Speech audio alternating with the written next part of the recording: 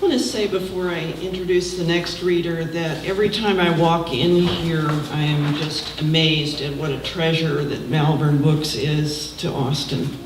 I lived in San Francisco for a long time, and there was a bookstore called, it was called Small Press Traffic, that only had books in the bookstore that were published by small presses.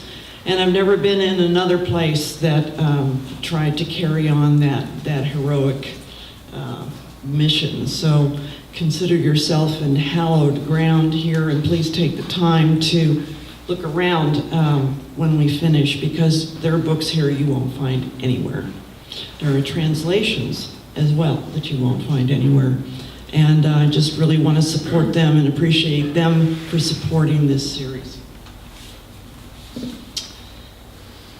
Kendra Tanacea holds an MFA in Writing and Literature from Bennington College, Vermont. Her collection of poetry, A Filament Burns and Blue Degrees from Lost Horse Press, 2017, was a finalist for the Idaho Prize for Poetry. Her second book, Garbage Heart, was a semi-finalist for the Elixir Press 17th Annual Poetry Award. And the Two Sylvias 2016 Wilder Series Poetry Book Prize.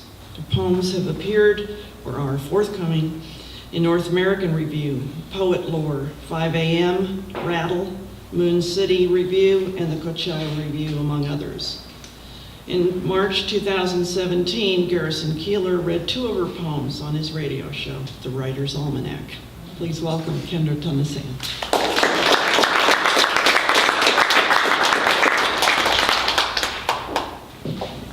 Hi, I want to thank you all for being here tonight. This is really special for me since I've never been to Texas, and this is my first time, and I'm really enjoying listening to everybody's work, and thank you Malvern Books and Why There Awards and Alice. Thank you so much. And one note on Garrison Keillor. As you know, when he went down, all the archives were stripped from the internet. So now the recordings don't exist, except that I have 2 CDs, which at the time I received them I thought was very quaint. I thought, oh, CDs, what am I going to do with this? And now I'm glad I have them, so at least I have him reading my poetry. Hostage.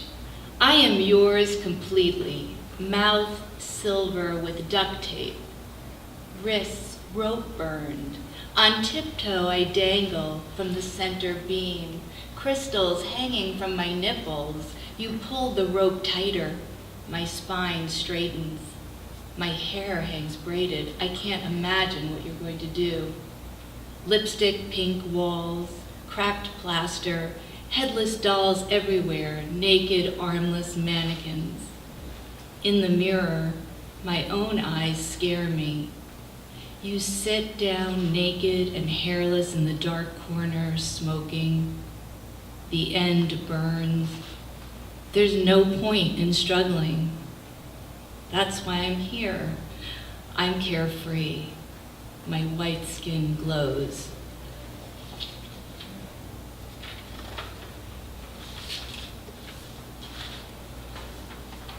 Architecture of memory.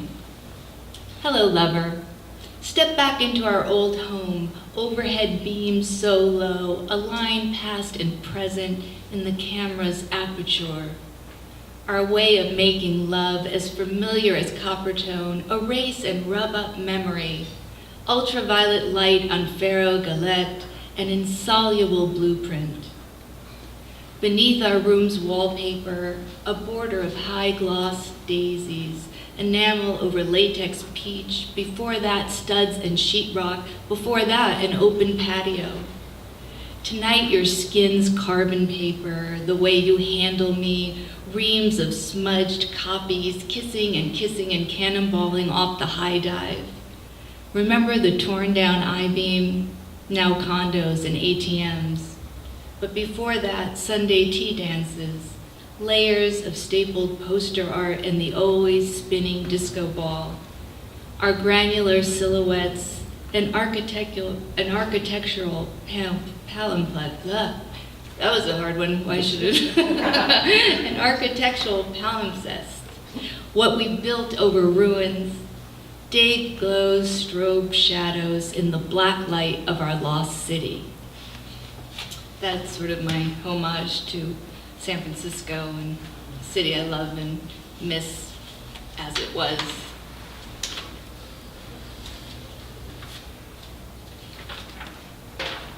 Any psychiatrists here? Okay. Why you should never marry a psychiatrist. He'll tell you that his ex-wife is a borderline, his last girlfriend was labile and dysphoric, his son has issues, so you'll begin to wonder where you fit in diagnostically. He'll ask you to express your needs and then point out you're projecting all over him, calmly explaining that you are seeing him as your bad father. You need therapy. He'll say that your reaction to him turning inward or ignoring you is catastrophic. Your therapist will explain that your husband is a narcissist. But you'll counter that he runs around all day attending to the needs of others in a save-the-world manner. Your therapist will then explain he is a covert narcissist, invested in his role as do-gooder. Imagine bugged rooms, hidden cameras, conspiracies. Everyone in your new family will be medicated. Adderall for your husband's ADD and as a hedge against depression. Zoloft for his son's anxiety, and soon you'll ask your therapist for Valium just to get through the day. You'll become thin and tired, and your husband will suggest B12 shots, and you'll begin to question what is happening, and if all your energy and interpretive power has been zapped as part of this covert operation.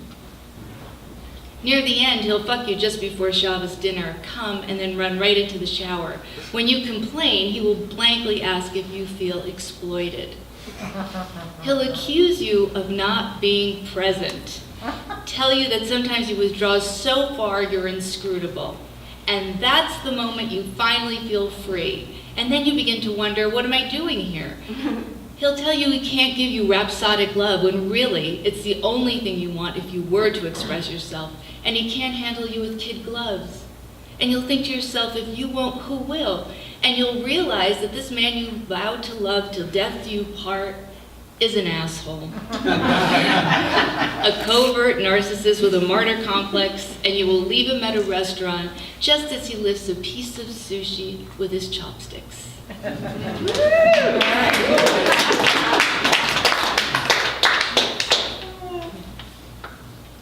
And to complete my takedown, closing argument. You heard the expert on narcissism and have the DSM-5 diagnostic criteria for your reference. Remember, he taught me to play helpless on the guitar. Maybe it was all transference. Tonight was my father's 72nd birthday. I kept the yellow post-it he stuck on my knee. You're a wonderful daughter, Exhibit A. In my husband's last email, which has been entered into evidence as Exhibit B, he wrote, normal, expectable human emotions are a mere indulgence.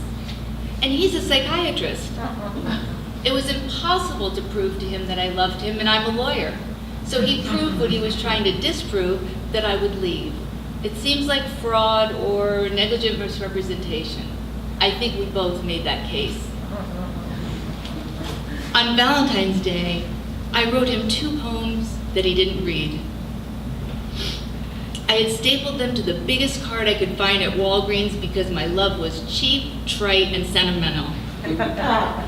Fool. In verse, I described his sculpted buttocks, how his balls felt like ripe figs, that our love was religious. So, ladies and gentlemen, I said it all, but he couldn't hear me because he's 50 and beginning to lose his hearing. And he couldn't see me because he wore those drugstore glasses all the time. He kept stringing and restringing guitars, buying and selling them on eBay. Sometimes he would play in bed while I sucked him, singing, "When will I be loved?"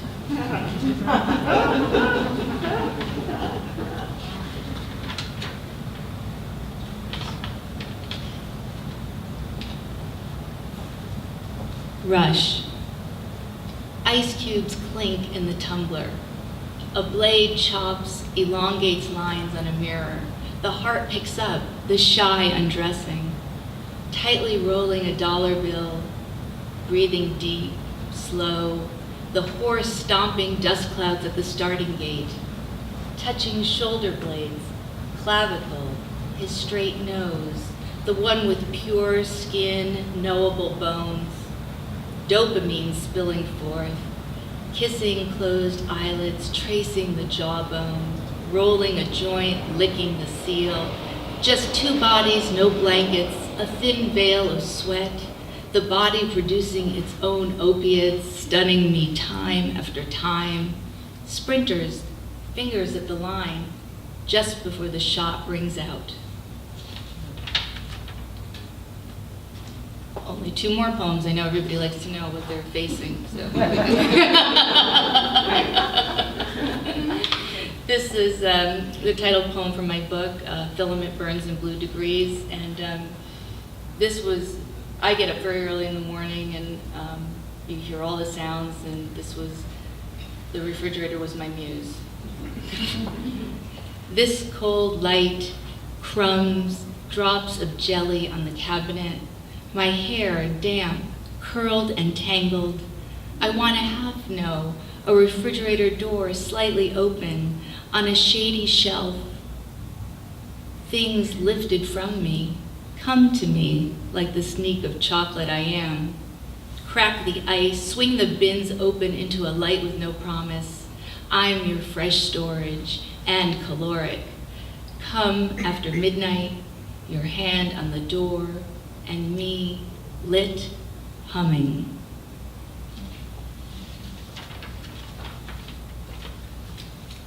And this is the final poem in the book, the one that was read by Garrison Keeler, and now you just have to hear it from me. Perennial. The rhododendron in Monroe, from the picture window of my childhood home, that gave us every year its first bloom on the 4th of June, lilacs every April, a constant hedge of baby's breath. These things still happen in my absence. And at the edge of the yard, where all my efforts cease, the wild tiger lilies are opening, tangled in the forsythia, just where the woods begin. Thank you so much.